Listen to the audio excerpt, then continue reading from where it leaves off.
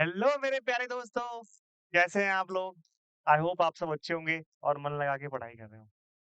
तो दोस्तों, हमने क्लास 12th केमिस्ट्री का जो अगला चैप्टर स्टार्ट किया था, उसका नाम था haloalkanes and haloarene. Haloalkanes and haloarenes में हमने इनकी पिछले लेक्चर्स में क्लासिफिकेशन देखी थी, नोमेनक्लेचर देखे थे, ठीक है?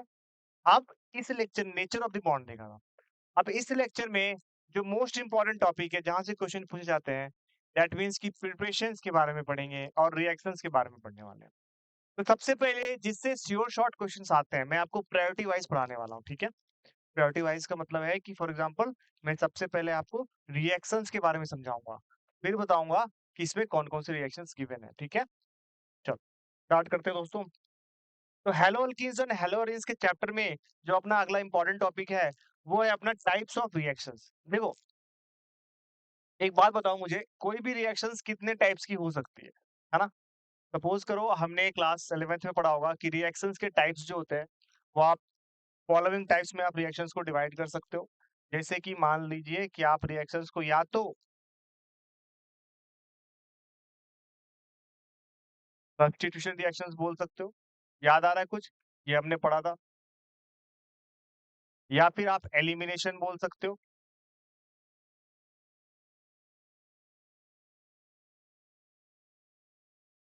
या फिर आप एडिशन बोल सकते हो। याद आ रहा है? टाइप्स ऑफ रिएक्शन हमने पढ़ा था क्लास 11th के टॉपिक में। हमारे पास कौन-कौन सी रिएक्शंस होती थी? Substitution reactions, elimination reactions and addition reaction, ठीक है? सब्स्टिट्यूशन में क्या होता था? एक चीज दूसरे को सब्स्टिट्यूट कर रही है, ठीक है? एलिमिनेशन में क्या होता था? हमारे पास कुछ याद आ रहा होगा आपको तो, 2 सिग्मा बॉन्ड एक पाई बॉन्ड में कन्वर्ट हो रहे हैं और एडिशन में एक पाई बॉन्ड 2 सिग्मा बॉन्ड में कन्वर्ट होते थे, है ना? ये हमने क्लास 11th में पढ़ा होगा आई विल बिलीव। कोई नहीं भी पढ़ा होगा आपने तो मैं पढ़ा दूंगा। इसमें क्या हो रहा था? एलिमिनेशन में 2 सिग्मा एक पाई में कन्वर्ट हो रहे थे और एडिशन में एक पाई 2 सिग्मा में कन्वर्ट हो रहे थे। ठीक है, बात करेंगे इनके बारे में भी। आज का हमारा इंपॉर्टेंट टॉपिक है सब्स्टिट्यूशन रिएक्शंस। ये हमारा बहुत इंपॉर्टेंट टॉपिक है जो गिवन है ना? चैप्टर के अंदर मेजॉरिटी ऑफ द सिलेबस के अंदर। तो हम आज इसको पढ़ेंगे, सब्स्टिट्यूशन रिएक्शंस को पढ़ने वाले हैं, ठीक है? डिटेल में स्टार्ट करता हूँ। सब्स्टिट्यूशन रिएक्शंस होता क्या है और उसके टाइप्स क्या होते हैं? देखो, नाम में ही लिखा है सब्स्टिट्यूशन रिएक्शंस। दैट मीन्स एक चीज दूसरी चीज को सब्स्टिट्यूट कर रही है। कैसे? आप एक एग्जांपल लेके चलता हूँ। मान लो कि मेरे पास कोई कंपाउंड है CH3Cl और यहाँ पर मैंने इसके साथ डाल दिया HOH। तो याद करो सब्स्टिट्यूशन रिएक्शन में क्या होता था? ये अपना क्या है प्लस, ये अपना क्या है माइनस, ये अपना क्या है प्लस, ये अपना क्या है माइनस। तो कुछ याद है आपको? थोड़ा सा याद है? कुछ याद आया धुआं धुआं सा? क्या होता था? इसका पॉजिटिव पार्ट इसके नेगेटिव पार्ट से और इसका नेगेटिव पार्ट इसके पॉजिटिव पार्ट से रिएक्ट करेगा। क्या बनेगा बताओ? CH3OH प्लस HCl, है ना? हमने इलेक्ट्रॉन डेंसिटी देखी और फिर रिएक्शन करवा दिया। This is called substitution reaction, ठीक है? डिटेल्स में बताना हूँ आपको, बहुत डिटेल्स में समझाने वाला हूँ मैं, ब्रीफली आप देखते जाओ बस। सब्स्टिट्यूशन रिएक्शंस होते कितने टाइप्स के हों? SN1 reactions and SN2 reaction. SN1 का मतलब है S for substitution, N for nucleophile. That means nucleophile का सब्स्टिट्यूशन हो रहा है और ये फर्स्ट ऑर्डर का है। कौन से ऑर्डर का है? फर्स्ट ऑर्डर का है,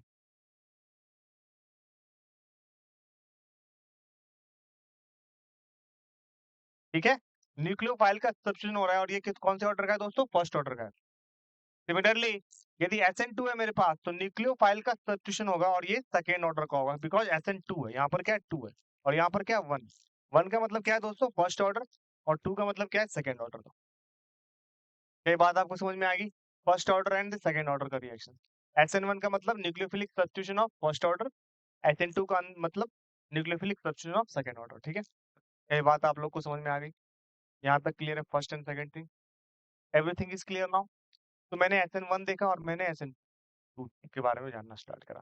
तो what is SN1 and what is SN2? SN1 is nucleophilic substitution first order and SN2 is nucleophilic substitution second order. इसके बारे में हम बात करेंगे डिटेल्स में, आखिर होते क्या हैं, किस लिए होते हैं, क्यों होते हैं, सब बात करेंगे, ठीक है? आगे बढ़ते हैं। पहला है मेरा SN2। हम SN2 से स्टार्ट करते हैं, बेसिक है। SN1 से भी कर सकते, कोई दिक्कत नहीं, बट मैंने SN2 से करा। है ना? आप SN1 से भी कर सकते हो। SN2 का मतलब क्या होता है? SN2 का मतलब है nucleophilic substitution of the second order.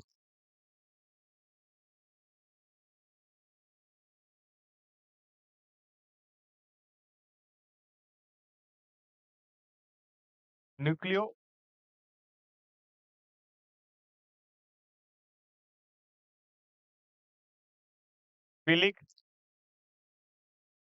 Substitution of second order. ये सेकेंड ऑर्डर की रिएक्शन है, ठीक है? Nucleophilic substitution of the second order. अब इसके बारे में हम पढ़ने वाले हैं आज कि सब्स्टिट्यूशन सेकेंड ऑर्डर की रिएक्शंस के अंदर आपके पास कौन-कौन सी रिएक्शंस आती हैं और किस लिए आती हैं, ठीक है? सेकेंड ऑर्डर के बारे में पढ़ेंगे। देखो, मैं बिल्कुल पेज से समझाने वाला हूँ। SN2 यानी कि मेरे को क्या करना है, देखो नाम में ही लिखा हुआ है कि आपको सब्स्टिट्यूट करना है। क्या सब्स्टिट्यूट करना है? न्यूक्लियोफाइल को, जिसका ऑर्डर क्या होगा? सेकेंड ऑर्डर होगा। अब ये कैसे होगा, क्यों होगा, वो समझते हैं। तो मतलब मेरे को न्यूक्लियोफाइल सब्स्टिट्यूट करना है। अब इसको आप ऐसे सोचो, ऐसे समझो कि सपोज करो कि आपके पास कोई भी रिएक्शंस गिवन है ना? तो मान लो कि मैंने एक रिएक्शन लिखा है, एक रिएक्शन लिखता हूं मैं, ये कार्बन है मेरा और इस कार्बन पे ये हाइड्रोजन है और ये हाइड्रोजन है और यहाँ पे क्लोरीन है। इसमें मैंने एक न्यूक्लियोफाइल को OH माइनस को रिएक्ट करवा दिया। समझो मेरी बात, मेरे पास ये कार्बन एटम है ना, इसके साथ क्लोरीन एक लिविंग ग्रुप अटैच है। इसमें मैंने एक न्यूक्लियोफाइल को रिएक्ट करवा दिया। मैं इसको क्या करता हूँ, न्यूक्लियोफाइल को एक अलग कलर से लिख देता हूँ, है ना, ताकि देखने में सही लगे।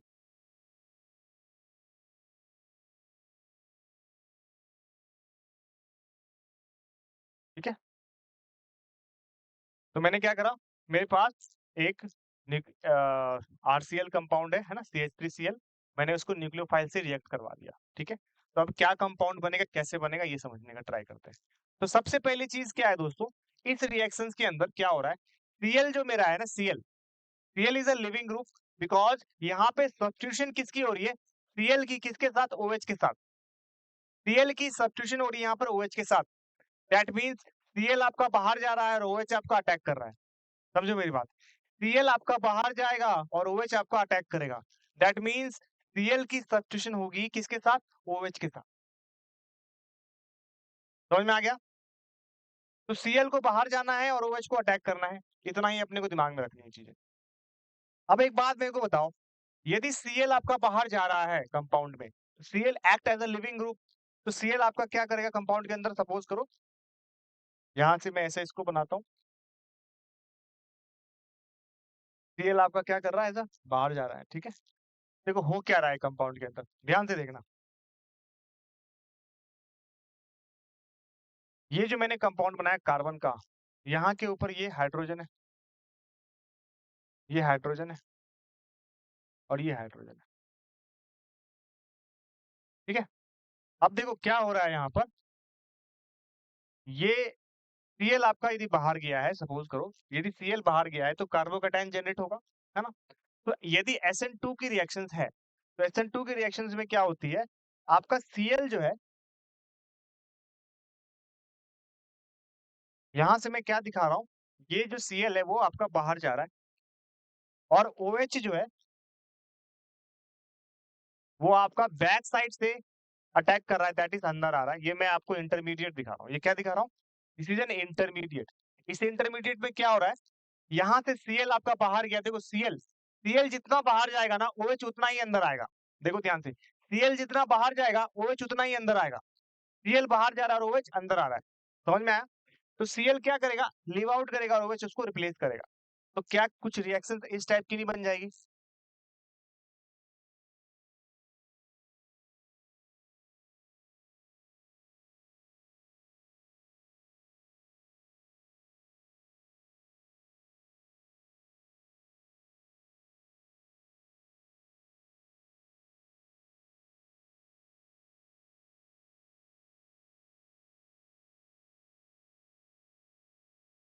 कुछ ऐसी रिएक्शन बन गई। मतलब क्या हुआ देखो ध्यान से, Cl आपका जो बाहर गया ना, OH जो है बैक साइड से अटैक कर रहा है। Cl जो आपका बाहर जा रहा है, OH आपका बैक साइड से अटैक कर रहा है। This is called intermediate. जो आपका इंटरमीडिएट आपका क्या बन रहा है, ये वाला compound, this is called intermediate. ये है ना। तो कंपाउंड यहाँ से यहाँ फॉर्म होना है, किस वे में फॉर्म हुआ देखो, Cl आपका बाहर गया, OH आपका अटैक करेगा अंदर, तो Cl को कौन सा रिप्लेस कर रहा है, OH रिप्लेस कर रहा है। तो Cl जितना बाहर जाएगा ना, OH उतना ही क्या होगा दोस्तों, अंदर आएगा। Cl जितना बाहर जाएगा, OH उतना ही अंदर आएगा। ध्यान से सुनो, Cl जितना बाहर जाएगा, OH उतना ही अंदर आएगा। ठीक है, ठीक है। तो देखो यहाँ पर क्या हो रहा है, OH जो है वो रिप्लेस कर रहा है Cl को बैक साइड से। किससे, बैक साइड से। तो फ्रंट से अटैक नहीं हुआ, यहाँ पर बैक साइड से अटैक हुआ। मतलब प्रोडक्ट जो फॉर्म हुआ उसमें Cl की जगह पे क्या आया, OH आया, बट OH बैक साइड में आया। ध्यान से देखो, Cl की जगह पे क्या आ रहा है दोस्तों, OH आ रहा है, बट OH बैक साइड में आ रहा है। फ्रंट भी था Cl की जगह पे OH आना चाहिए था, बट इस बार OH क्या आ रहा है, बैक साइड से आ रहा है, बिकॉज अटैक बैक साइड से हो रही है। दिस इज sp2 हाइब्रिडाइजेशन, ये वाला। ठीक है, बिकॉज कार्बोकेटाइन। ठीक है, समझ में आया, कोई डाउट है, यहाँ तक क्लियर है आप लोगों को। ठीक है, या चाहो तो पॉजिटिव डाल दो, कार्बोकेटाइन है। समझ में आया, कोई दिक्कत है। अब चलो आगे बढ़ते हैं। हाँ, तो मैं क्या देख रहा हूँ, मैं यहाँ पर ये समझ पा रहा हूँ कि ये जो कंपाउंड है मेरा, हाँ, ये जो मेरा कंपाउंड है, इसमें जो प्रोडक्ट फॉर्म हुआ है वो Cl की जगह पे OH रिप्लेस हो रहा है, बट बैक साइड से हो रहा है। That is called inversion. तो इसको वाल्डेन इन्वर्जन बोलते हैं। क्या बोलते हैं दोस्तों, वाल्डेन, वाल्डेन इन्वर्जन। इन्वर्जन क्योंकि पलट गया ना, that's why it is called inversion. ठीक है, that's why it is called inversion. इसलिए क्या कहलाता है, इन्वर्जन कहलाता है। समझ में आया, तो दिस इज कॉल्ड इन्वर्जन। कोई दिक्कत है आप लोगों को। हाँ, तो यहाँ पर इन्वर्जन लिख दो। ठीक है, तो अब हम एक एक करके इसके बारे में फीचर्स पढ़ेंगे SN2 के बारे में, और उसको डिटेल्स में एक एक चीज समझाऊंगा मैं आपको, इसलिए ध्यान से देखना। और गारंटीड 3 to 4 मार्क्स के क्वेश्चंस आपको आते ही आते हैं। देख लो, आज के बाद कभी गलती नहीं होगी। सबसे पहला पॉइंट है,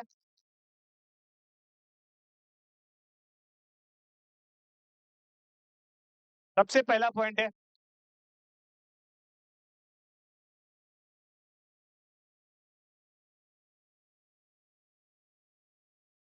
inversion takes place.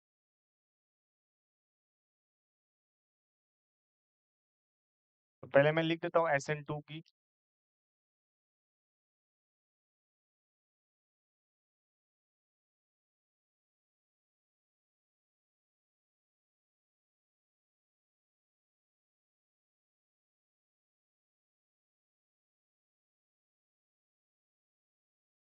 Features of SN2 reaction. ठीक है, मैं SN2 रिएक्शन के क्या लिखने वाला हूँ, फीचर लिखने वाला हूँ। ठीक है, फीचर्स ऑफ SN2 रिएक्शन। ठीक है, फीचर्स ऑफ SN2 रिएक्शन। देखो, तो सबसे पहला जो फीचर होता है SN2 रिएक्शन का, वो क्या होता है, सबसे पहला फीचर क्या होता है, अभी मैंने देखा है इसमें क्या हो रहा है, इन्वर्जन टेक्स प्लेस। क्या हो रहा है, इन्वर्जन टेक्स प्लेस।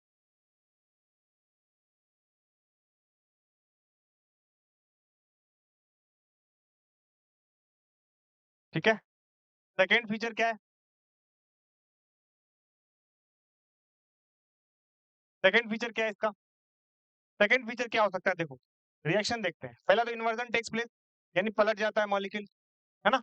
पहला फीचर तो ये हो गया। दूसरा फीचर समझते हैं इसमें। देखो, आपने यदि क्लास 11th में इक्विलिब्रियम में रेट लॉ पढ़ा होगा, तो आपने क्या पढ़ा होगा कि रेट जो होते हैं रिएक्शंस के फॉर्म होने के, किस रेट से रिएक्शन फॉर्म हो रही है, ये इस बात पे डिपेंड करता है कि कौन कौन सा मॉलिक्यूल रिएक्टेंट का उसमें पार्टिसिपेट कर रहा है ना। ठीक है, तो अब काइनेटिक्स में आप जाके पढ़ोगे ये चीज, बट अभी आपको मैं ब्रीफली बता देता हूँ। यहाँ पर रेट किस पे डिपेंड कर रहा है, RCl पे भी डिपेंड करेगा, इस वाले मॉलिक्यूल पे। This is RCl, this is nothing but RCl, है ना, दिस इज RCl। यहाँ पे R की जगह पे क्या है, CH3 अल्काइल ग्रुप है, दिस इज RCl। RCl पे डिपेंड करेगा और OH माइनस पे, दैट मींस कि न्यूक्लियोफाइल पे डिपेंड करेगा। किस पे डिपेंड करेगा? RCl पे और न्यूक्लियोफाइल पे।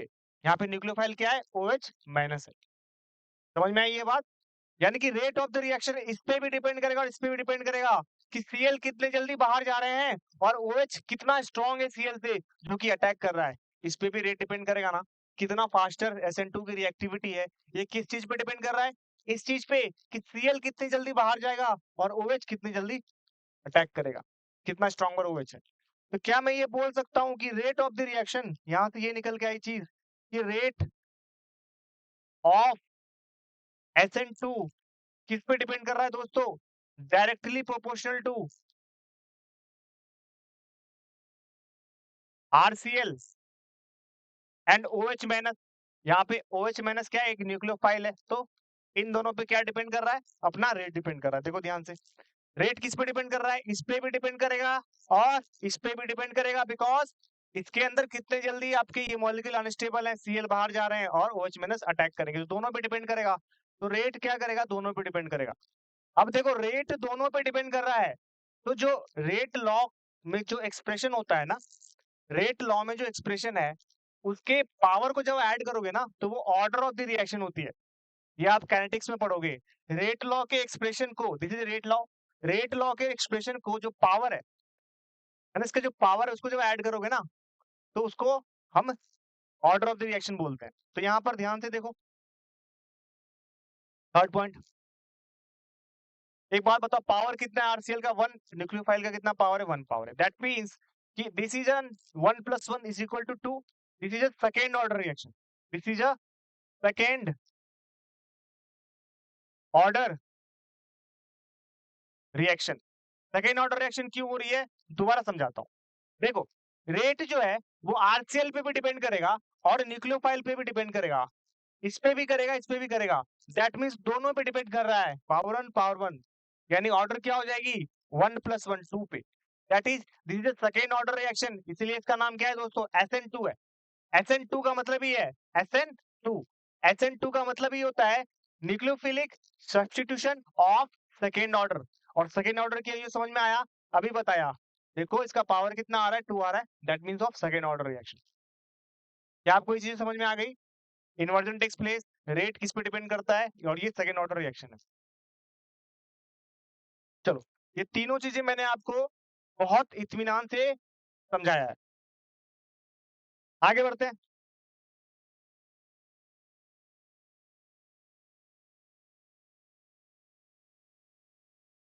Third point, fourth point actually. अब समझो इस चीज को, ध्यान से समझना मेरी बात। मैं ये क्या समझाने वाला हूँ?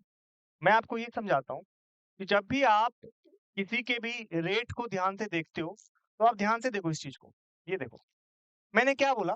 मैंने यहाँ पे ये बोला कि Cl बाहर जाएगा और OH आपका अटैक करेगा। देखो यहाँ पर आप इसको ऐसे समझो कि आपके घर में ना 2 टीचर आ रहे हैं आपको पढ़ाने के लिए, है ना? आपके घर में 2 टीचर आ रहे हैं आपको पढ़ाने के लिए।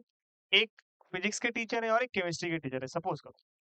तो सपोज करो कि आपका जो टाइमिंग है, टीचर्स जो आ रहे हैं आपको जिस टाइम पे आपको पढ़ाने आ रहे हैं ना, वो साइमल्टेनियसली टाइमिंग है। मतलब एक आ रहा है और उसी टाइम दूसरा भी जा रहा है। तो Cl मान लो फिजिक्स का टीचर था, वो बाहर निकल रहा है पढ़ा के, OH मान लो केमिस्ट्री का टीचर है, वो अंदर जा रहा है। समझ में आया? ये बात जान लो। या इसको ऐसे समझो कि सपोज करो कि आप किसी स्कूल फ्रेंड के साथ हो, है ना, घर पे, और आपकी गर्लफ्रेंड आ गई आपसे मिलने के लिए, या फिर आपके दोस्त आ गए बचपन के मिलने के लिए, कुछ भी, है ना? अब सपोज करो आपसे मिलने के लिए आ गए वो, तो क्या होगा वहां पर? Cl जो है आपका, वो बाहर जाना चाहेगा, है ना, बिकॉज फ्रेंड्स है आपके, और OH आपका अंदर आना चाहेगा। ठीक है, तो यहाँ पे ऐसे देखो, कहने का मतलब है कि Cl आपका बाहर जा रहा है और OH आपका अंदर आ रहा है। अब इस बात को ऐसे समझो कि Cl और OH का बाहर जाना, यदि Cl आपका फिजिक्स का टीचर है तो वो फ्रंट गेट से बाहर जा रहा है, और OH आपका केमिस्ट्री का टीचर है तो वो बैक गेट से अंदर आ रहा है। कॉन्सेप्ट समझ में आ रही है? मैं क्या समझाना चाह रहा हूँ, यदि Cl आपका फिजिक्स का टीचर है तो वो फ्रंट गेट से बाहर जा रहा है। एट द सेम टाइम यदि OH आपका केमिस्ट्री का टीचर है तो वो बैक गेट से अंदर आ रहा है। क्या आपको ये चीज समझ में आ रही है? ये फ्रंट गेट से बाहर जा रहा है और OH बैक गेट से अंदर आ रहा है। कोई डाउट आ रहा है आपको?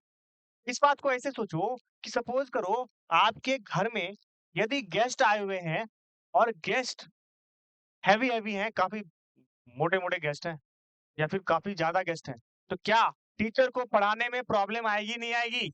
यानी कि क्राउडेड हो गई ज़्यादा? यदि ये क्राउडेड ज़्यादा है, H की जगह पे कोई बल्की ग्रुप आ गया, H की जगह पे कोई बल्की ग्रुप आ गया, तो OH को अंदर आने में प्रॉब्लम होगी कि नहीं होगी? बिकॉज़ OH उसी टाइम अंदर आ रहा है जिस टाइम Cl आपका बाहर जा रहा है। समझो मेरी बात। तो दैट मीन्स कि यदि ये क्राउडिंग है, तो इसको दिक्कत हो जाएगी बिकॉज़ OH को बैक साइड से अंदर आने में थोड़ी प्रॉब्लम होगी। दैट मीन्स ये क्राउडिंग को अवॉइड करना चाहेगा। SN2 फिर से बोल रहा हूँ SN2 क्राउडिंग को अवॉइड करता है बिकॉज़ क्राउडिंग आएगी तो OH को अटैक करने में प्रॉब्लम आएगी। स्टेरिक हिंड्रेंस बोलते हैं इसको। हम क्या बोलेंगे तब? तो इसको हम क्या बोल सकते हैं कि rate of SN2 is inversely proportional to crowding of RCl।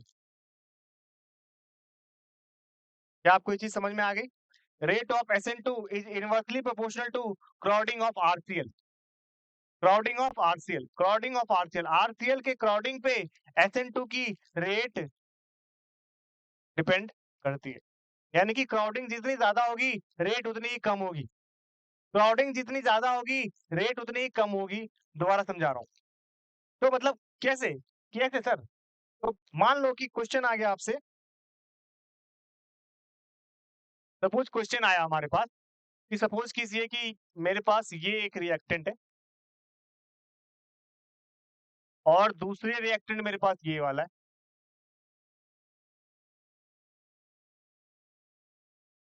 और तीसरा रिएक्टेंट ये वाला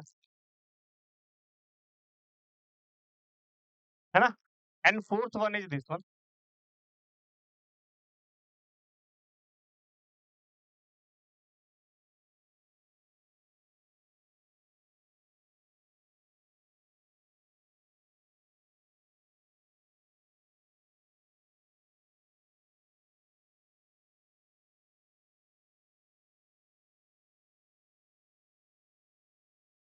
ठीक है, ये मेरे पास क्या है, तीन चार रिएक्टेंट है।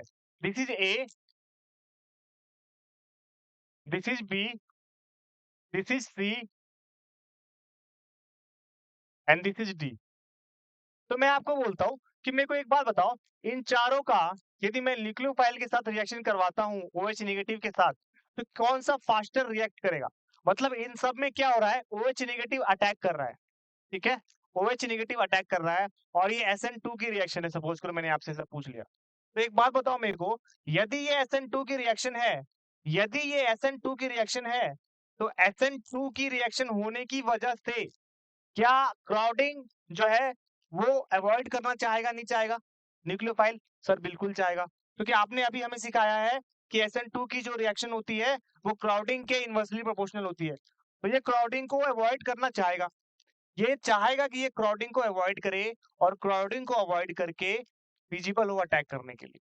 तो एक बात बताओ, इसमें ये CH2 है, छोटे छोटे CH2 ग्रुप अटैच है, इसमें क्या है, एक हैवी ग्रुप CH3 अटैच है। डी वाले में दो तो हैवी ग्रुप CH3 के अटैच हैं और डी वाले में CH3 के तीन तीन हैवी ग्रुप अटैच हैं। तो क्राउडिंग सबसे ज्यादा किस में हो रही है दोस्तों? क्राउडिंग यानी मोटे मोटे मॉलिक्यूल, बड़े बड़े मॉलिक्यूल किस में ज्यादा हो रहे हैं? इस वाले में। ध्यान से देखो, बिकॉज तीन तीन CH3 के बल्कि ग्रुप अटैच है, इसमें दो ही है, इसमें एक ही है और इसमें एक भी नहीं है। तो ज्यादा क्राउडिंग किस में है? डी में, उसके बाद सी में, उसके बाद बी में, उसके बाद ए में। मैंने अभी क्या बोला है, SN2 की रिएक्टिविटी किस पे डिपेंड करती है? क्राउडिंग के इनवर्सली प्रोपोर्शनल है। तो जिसकी सबसे कम क्राउडिंग होगी ना, उसी की क्या होगी, ज्यादा रेट होगी। तो यहाँ पर क्या मैं बोल सकता हूँ, रेट ऑफ रिएक्शन क्या होगा यहाँ पर? सबसे ज्यादा किसकी होगी दोस्तों? ए की, देन बी की, देन सी की, देन डी की। क्या ये बात आप लोगों को समझ में आ रही है? ठीक आ रहा है तुम लोग? ठीक है दोस्तों, ये इस तरीके से। कोई डाउट है यहाँ तक? क्लियर है? तो मैंने अभी आपको क्या सिखाया, क्राउडिंग पे रेट डिपेंड करता है। जिसकी क्राउडिंग ज्यादा होगी ना, है ना, उसकी रेट कम होगी। तो सबसे ज्यादा क्राउडिंग किसकी है? डी वाले की। ध्यान से देखो, सबसे ज्यादा क्राउडिंग किसकी नजर आ रही है आपको? डी वाले की। तो डी वाले की ज्यादा क्राउडिंग है, तो डी वाले की रेट सबसे कम होगी। ठीक है, सबसे कम क्राउडिंग एक ही है, तो सबसे ज्यादा रेट किसकी होगी? एक ही होगी। तो मैंने यहाँ पर आपको ये क्वेश्चन भी सिखाया है। क्लियर है दोस्तों? तो हमने अभी तक कितने पॉइंट्स पढ़े? हमने अभी तक 1 2 3 एंड 4 पॉइंट्स पढ़े। 4 पॉइंट्स में हमने ये सीखा है कि सबसे पहली चीज, SN2 के अंदर इन्वर्जन टेक्स प्लेस। देखो, इन्वर्जन हो रहा है इसके अंदर, यानी मॉलिक्यूल पलट गया, है ना। Cl जिधर था, अब OH बैक साइड से अटैक करेगा। दूसरा पॉइंट क्या पढ़ा था? सबसे पहला पॉइंट क्या था दोस्तों? Inversion takes place. उसके बाद क्या है?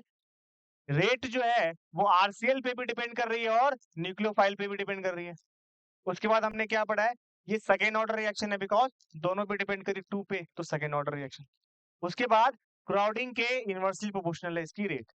Rate of reaction is inversely proportional to the crowding. क्या ये चीज सबको समझ में आ गई? क्या SN2 आप जिंदगी में कभी नहीं भूलोगे, बिकॉज इतने डेप्थ में हमने पढ़ लिया, इतनी सारी चीजें पढ़ ली। रेट आ रहा है, कहाँ से आ रहा है? और मैं हमेशा ये बोलता हूँ स्टूडेंट को कि हर चीज का लॉजिक होता है ना। कोई भी चीज आप एज्यूम मत कर लो हो रहा है तो हो रहा है, नहीं, इसका भी लॉजिक है, कहाँ से आया वो सब मैंने आपको बताया अभी। चलो,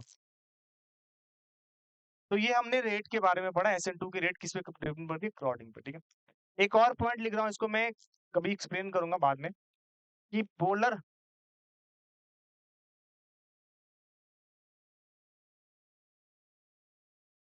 एप्रोटिक सॉल्वेंट फेवर्स SN2। ये मैं एक्सप्लेन करूंगा आपको थोड़ी देर में, ठीक है। बट ये पॉइंट भी आप नोट डाउन करो, ठीक है, बिकॉज ये इंपॉर्टेंट पॉइंट है। हमने अभी तक 5 पॉइंट पढ़ा है, और पांचों पॉइंट आपका बहुत इंपॉर्टेंट है। 4 पॉइंट मैंने एक्सप्लेन कर रहे हैं, एक और मेरे को करना है एक्सप्लेन, ठीक है। उसके लिए आपको पहले ये समझना पड़ेगा कि सॉल्वेंट क्या होते हैं। सॉल्वेंट कितने टाइप्स के होते हैं? प्रोटिक और एप्रोटिक सॉल्वेंट। और प्रोटिक और एप्रोटिक सॉल्वेंट के बारे में हम पढ़ेंगे अभी, ठीक है। तो हमने 5 पॉइंट पढ़ लिया। एक और पॉइंट आपको लिख सिखाता हूं मैं।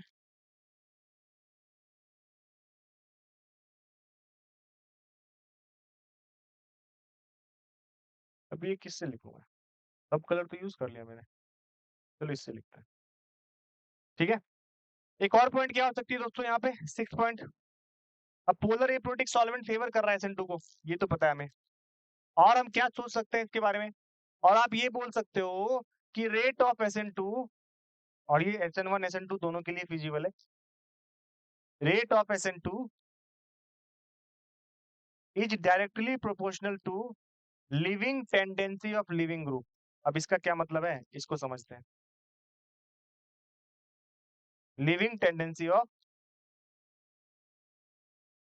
Living group, rate of SN2 is directly proportional to leaving tendency of leaving group. इसका क्या मतलब है सर? आओ समझते हैं। देखो, मान लो कि मेरे पास कोई कंपाउंड है, सपोज करो उन्होंने बोला कि मेरे पास CH3Cl है, मेरे पास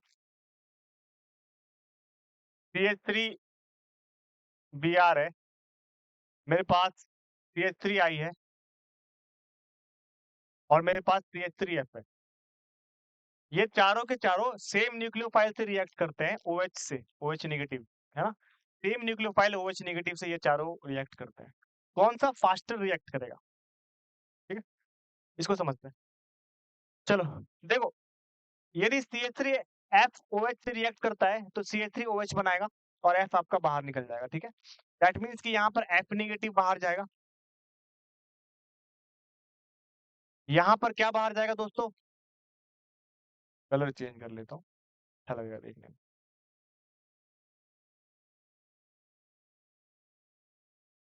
यहाँ पर F नेगेटिव बाहर जाएगा, यहाँ पर Cl नेगेटिव बाहर जाएगा, यहाँ पर Br नेगेटिव बाहर जाएगा, और यहाँ पर I नेगेटिव बाहर जाएगा, है ना भाई। यहाँ पर तो यही जाएगा ना, ये सारे क्या होंगे? मॉलिक्यूल बाहर निकलेंगे, और CH3OH CH3OH CH3OH और CH3OH फॉर्म होंगे।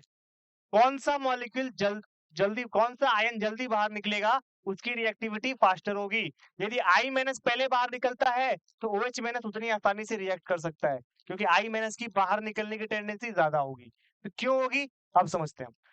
तो हमने पता है कि फ्लोरीन, क्लोरीन, ब्रोमीन और आयोडीन ये सारे एक ही ग्रुप के एलिमेंट हैं।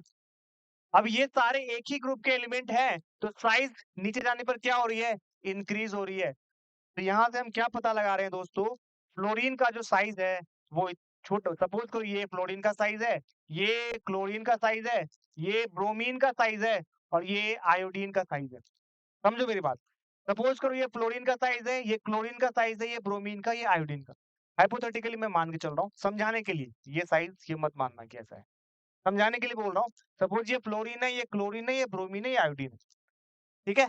तो F माइनस है, तो यहाँ पे सारे के सारे क्या कर रहे हैं, निगेटिव चार्ज रख रहे हैं। तो ये F माइनस ने यहाँ पे निगेटिव रखा है, इसने यहाँ निगेटिव रखा है, Cl माइनस ने, then Br minus, then I minus. अब एक बात बताओ, साइज जितना ही बड़ा होगा वो निगेटिव चार्ज को उतने अच्छे तरीके से होल्ड करके रख सकता है। दैट मीन्स कि चार्ज को स्प्रेड कर सकता है, क्योंकि साइज बड़ा है। तो साइज बड़ा है ना, तो ये निगेटिव चार्ज को स्प्रेड कर सकता है ज्यादा जगह पे। तो नेगेटिव चार्ज को रखने की कैपेसिटी क्या होगी, इंक्रीज हो जाएगी, क्योंकि साइज इसका बड़ा है। अब इसका साइज छोटा है तो नेगेटिव चार्ज को उतने अच्छे तरीके से नहीं रख पाएगा, ये और कम तरीके से और ये सबसे कम तरीके से। तो स्टेबिलिटी I माइनस की क्या होगी, सबसे ज्यादा होगी, देन Br माइनस की, देन Cl माइनस की, देन F माइनस की।